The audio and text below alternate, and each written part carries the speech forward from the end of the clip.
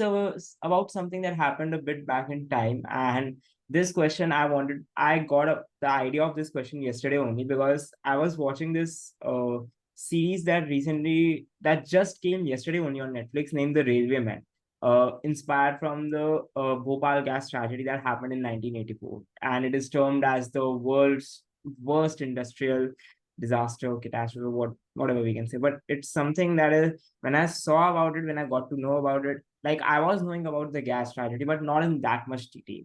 And so when I saw it, I really felt very bad for the people who were still not compensated and they were not provided the, right facilities, right compensation for the tragedy and for the gas leak, and still people face consequences till this day. So I wanted to ask about that and like what are your views on it, and why do you think that so many people didn't got the right compensation or the right what we can say, the you can say that the company didn't pay the people well, or they didn't give them back for the loss, they didn't repaid for the loss in the correct terms. So what do you think about it, like why it happened and what are your views on it?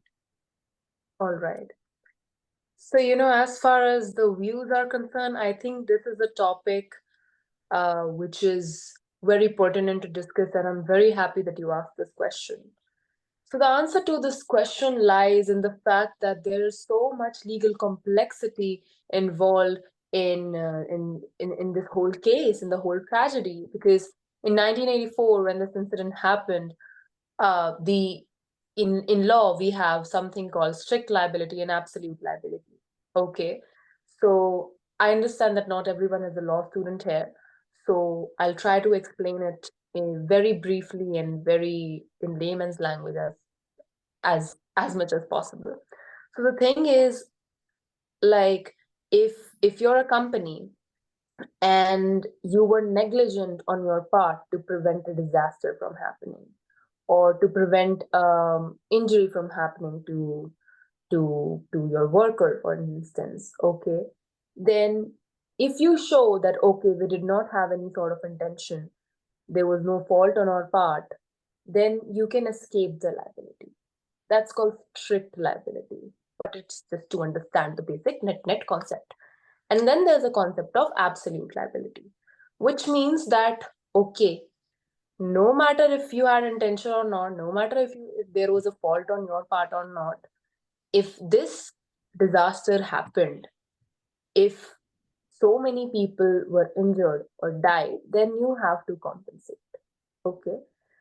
So in 1984, when this happened, it was the first, then when the disaster happened, it was the first time that the concept of absolute liability essentially evolved, essentially was discussed. So that's the thing, when deciding, when you don't even know the complexities of law, when there's like so much ambiguity about law, because we know that the tort law is not codified law, it's not written. So it's based on precedents. Precedents basically means, in layman language, the judgments that come in, okay, and that the further courts follow. So when you don't have that, how would you decide that? Now, when this happened, a high court, Supreme Court, they all decided like varying amounts of compensation. And it is sad. I think the compensation was about, if I'm not wrong, I'll have to check as well. It was, I think, 470 million. Okay. 470 million. All right. And so net it means that each victim was not even getting 50,000 rupees. And I'll tell you what the casualties were. Essentially, over 500,000 of people were previously injured. Okay, and this is not a sort of injury that okay, ho gayi and like pass. No, it's generational thing. Okay, and it's no fault of the population. It's just absolute devastation on the part of the company. And the principle that I'll tell you one more interesting fact. So right now we discuss the concept of absolute liability, strict liability, and that the principle, and that if even if you did not even if you weren't negligent, you will have to pay some compensation. The thing is, when this incident happened, what was happening, the Union Carbide company, okay, they knew they were running out of profits, and they were not following a proper safety protocol. What the safety protocol that was required, that was recommended. And it's, I think, if you Google it somewhere, then there was this person in 1981 only. Hmm. He made an entire report, and he predicted this disaster. He was like that, okay, like these companies are not following the proper protocols, because Hmm. the type of chemical, it's methyl isonate, okay. So Hmm. this, the type of chemical that you have, okay, it requires, if thoda sa bhi pani chala jaye, if there's like a little bit of water, a little bit of air, then it will create a disaster, and they knew it, okay. Hmm. But there were the protocols. Hmm. And that's, and there is also an interesting fact that the whole thing about compensation, okay, it opened up recently as well. Like about a year ago, there was a curative petition filed by Union of India that we require additional damages, because look, it is not enough.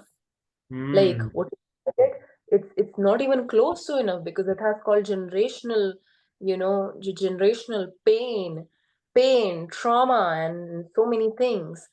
So if you go through those judgments, you'll see the the claimants, they essentially said that they essentially also pleaded that there was also a fraud on the part of the company. Why?